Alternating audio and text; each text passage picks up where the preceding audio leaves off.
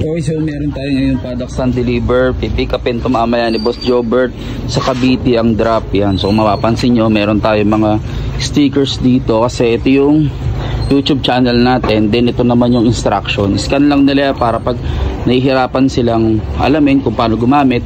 So merong instruction tayong ginawa dyan. Yan. So ito yung available natin. Limited na lang. So ano na lang po ito? 8 na lang po itong available natin dahil paubos na. Mabilis po maubos tong bagong model natin dahil napakaganda. Ay, napakataas oh. So napakatibay. So bounce check. Yun oh. Oh, tayo. Tayuan mo. Oh. Ganyang katibay yan mga kapatid. So may video tayo katunayan na napakatibay niyan at pwedeng sakyan. Ganun siya katibay talaga. So meron tayong ibang kulay dyan. At meron tayong black color. So dalawang kulay yan. Available na to para sa mga reseller natin, retailer natin. Yan, pananong-panalo. Hindi mahirap tong ibenta dahil usong-uso ngayon sa mga motor. Mapa 1,200cc man yan or 150cc. Ang presyo nito sa iba naglalaro siya na 1,500 hanggang 1,200 pesos. Pero ngayon ibibigay na lang natin siya ng 999. Yan, valid to until March 29. Pero huwag kayong mag-alala kung maubusan kayo, ibibigay naman ito ng mga retailer natin sa inyo ng 1,199 na lang.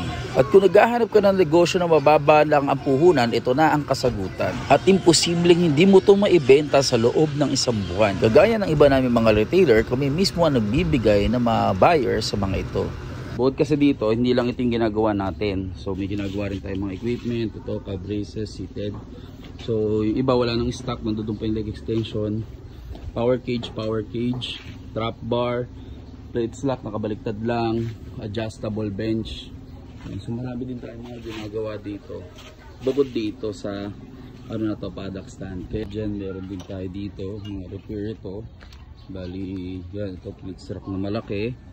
Tapos ito naman gagawin natin tong ano, gagawin natin tong machine ng bench press.